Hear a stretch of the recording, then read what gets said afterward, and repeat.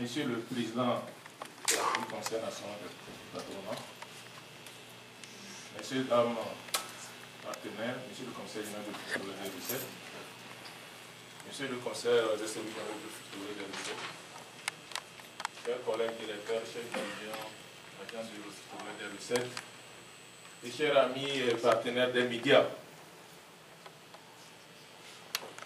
le devoir me revient de vous présenter le nouveau code général des impôts et le livre de procédure fiscale. Je voudrais tout d'abord rendre hommage à nos partenaires, notamment la Chambre de commerce, le Conseil national du patronat, la GED et que sais-je encore, pour leur contribution multiforme à l'élaboration du code général des impôts et du livre de procédure fiscale.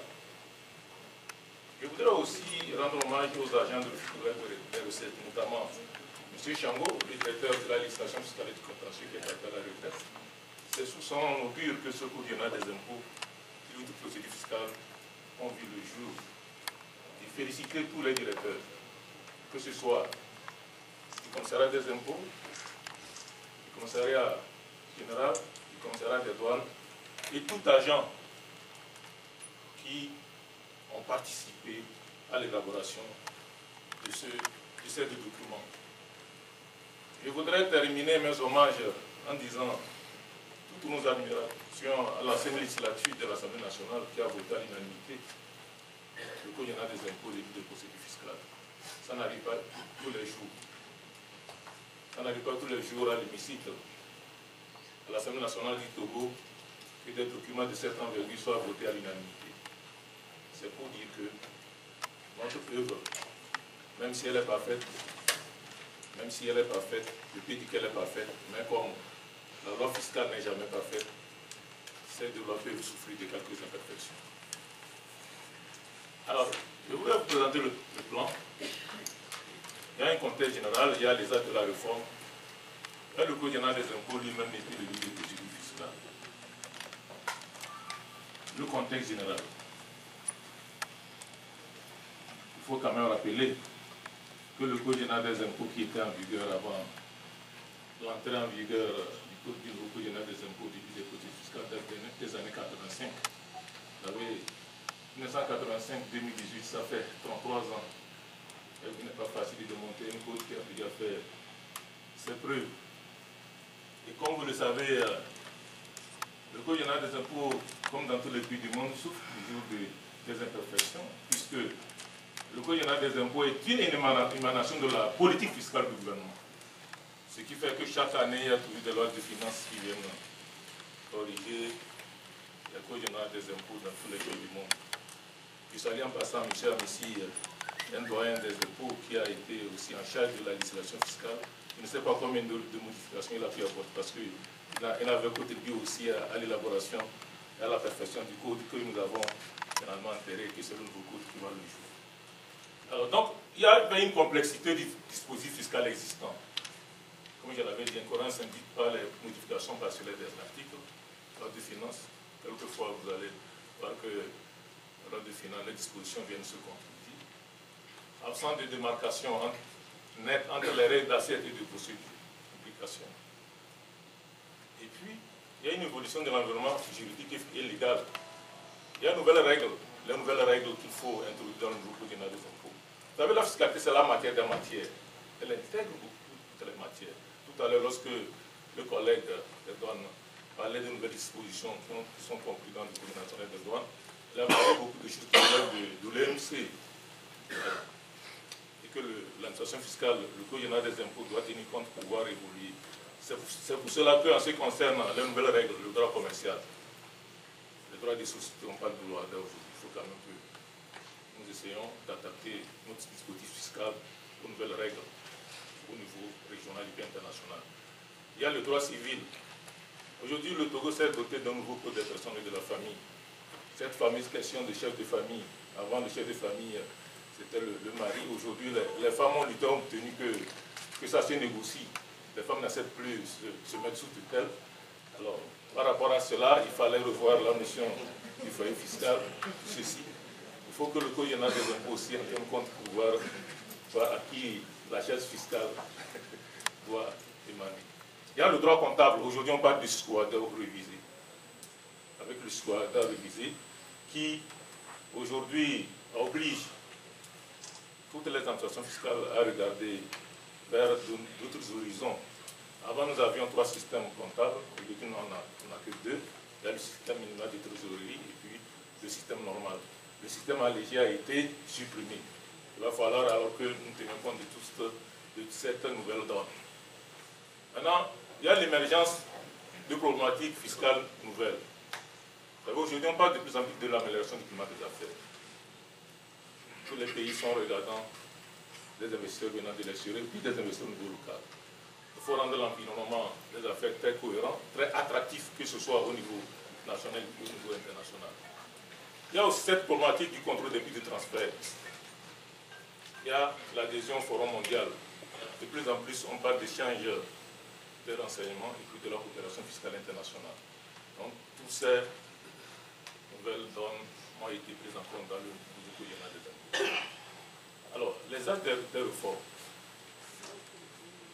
Des innovations importantes introduites dans notre législation tiennent compte des orientations économiques définies par le gouvernement, notamment la mise en place d'une fiscalité rentable, ouverte à l'investissement privé national et international, et basée sur un système déclaratif simplifié à l'égard des petites et moyennes entreprises locales.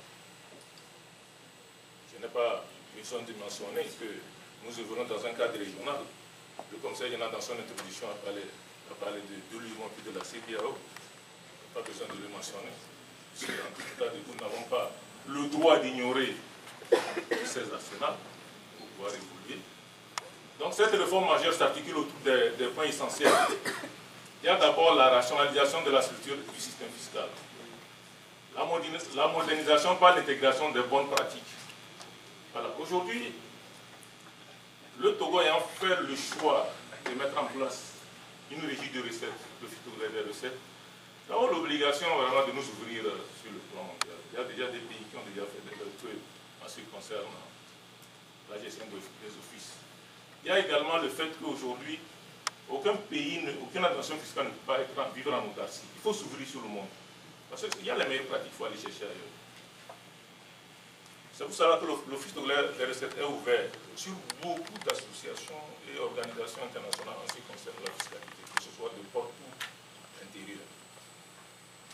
Il y a l'accompagnement des PME-PMI, parce que comme vous le savez, ce sont les PME-PMI qui sont vraiment le moteur de l'économie d'aujourd'hui et de demain.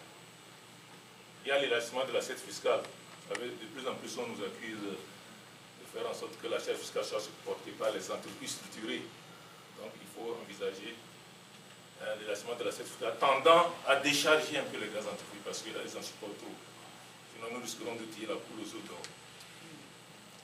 Et puis, il y a la scission entre le CGI et le livre des procédures fiscales. Alors, nous allons commencer par le Code général des impôts lui-même. Quelles sont les nouvelles notifications qui sont intervenues dans le Code général des impôts?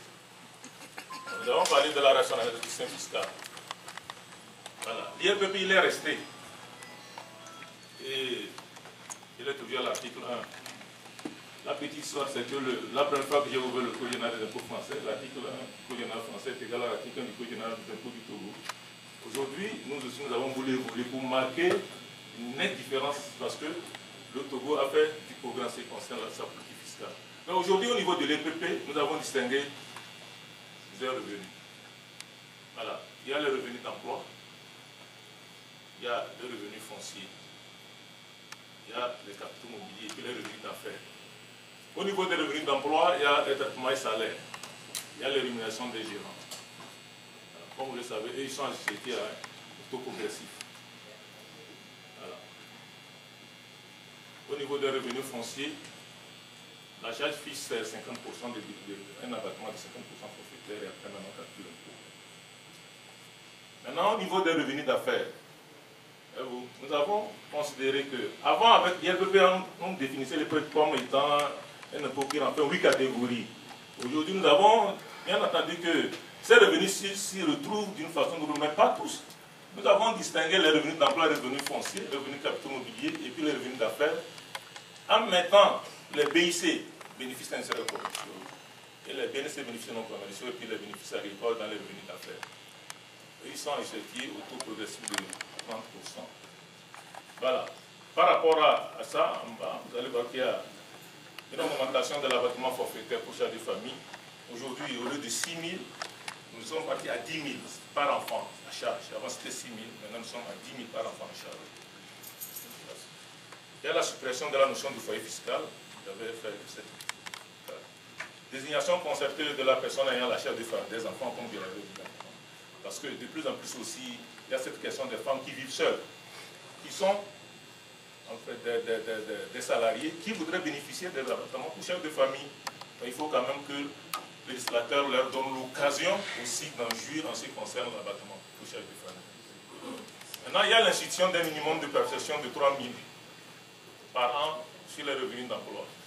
Le Code général des impôts, dans le Code général des impôts, de 0 à 900 000 net imposables exonérés du RPP, ils payent seulement la TIC, ce qui est égal à 250 francs par mois. Alors, dans le souci de permettre que les petits salariés continuent par supporter, nous avons estimé qu'il y a un minimum de personnes qui est égal à 3 000, mais au-delà de 600 000, c'est le taux de 0,5% qui sera appliqué. Voilà, il faut aussi mettre de l'équité de la justice. Avant, tout le monde payait 3 000 francs, même si le net imposable était égal à 900.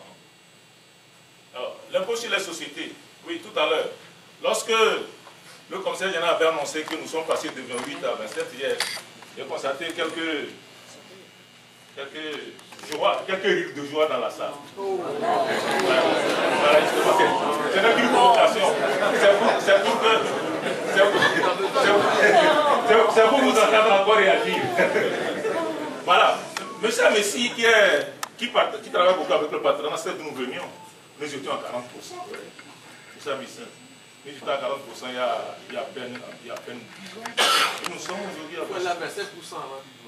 Pardon? 25%. Oui, de toute la façon, au niveau de l'Union, nous ne sommes pas le pays qui a le plus taux de IS. Monsieur Messi, ça vous êtes conscient. Le Sénégal a un taux de 30%. Nous, on est en train d'arriver. Vous savez, il n'est pas facile de réduire en matière de fiscalité. C'est la politique fiscale et budgétaire. Lorsque vous réduisez le taux d'un impôt, cela veut dire que l'impôt lui-même, sa contribution est à monter. Il faut chercher quelque part. Mais nous n'avons pas regardé ça. C'est en 2018 que nous avons fait une réduction d'un point. Et en 2019, encore, on fait une réduction d'un point. Cela veut dire que 2 points successifs. Donc, il faut quand même encourager le gouvernement dans ce sens-là. Et nous sommes en train d'arriver. Nous sommes en train de, pas à pas, nous allons arriver, puisque c'est ensemble avec vous que nous allons faire la richesse, la valeur ajoutée de ce pays. Alors, donc, par rapport à l'impôt sur les sociétés, les innovations majeures, en tout cas, que ce soit les charges d'éligibles ou non éligibles, nous avons essayé de les rationaliser. Mais les changements majeurs concernent, en ce qui concerne l'amortissement. Vous avez vu, j'ai mis ça en bleu. Pour les personnes physiques, c'est l'amortissement linéaire uniquement. Pour les personnes morales, il est possible un amortissement linéaire, un amortissement accéléré et dégressif. Avant, il faut avoir un agrément préalable. Aujourd'hui, sans agrément préalable, vous pouvez procéder à la logique d'amortissement de vous. Maintenant, il y a le déficit qui est reportable sur 5 ans maximum.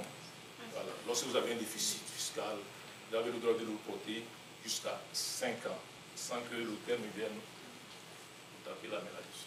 Okay, alors, maintenant, il y a le régime fiscal de l'entrepreneur et l'entreprise individuelle. Vous savez, bon, souvent on parle des établissements. L'entrepreneur individuel, c'est celui qui est seul apporteur de son capital. Voilà, il n'est pas une société, il est une entreprise individuelle.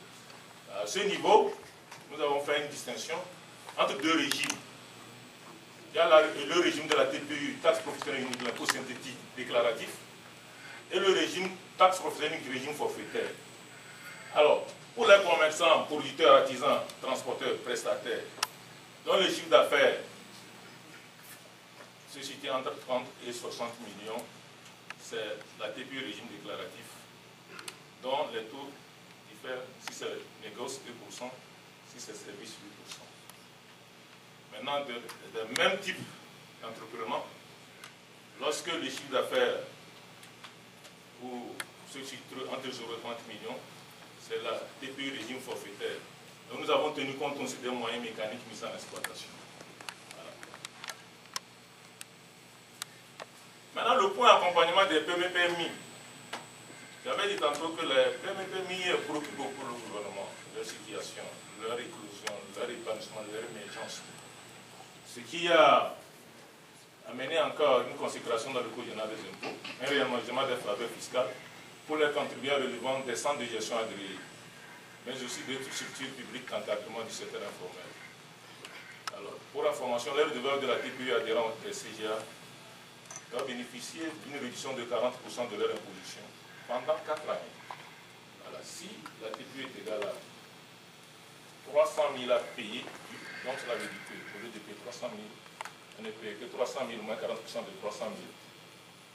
Pendant combien d'années? C'est-à-dire chaque année, lorsque l'impôt est dû, il faut quand même ça. Les instructions que nous allons envoyer à nos chefs de service tiendront compte de tout cela pour éviter des erreurs d'interprétation.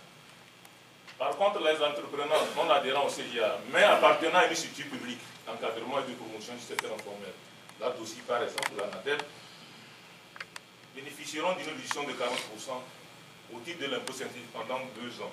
Voilà. Alors que de l'autre côté, 40% pendant 4 ans.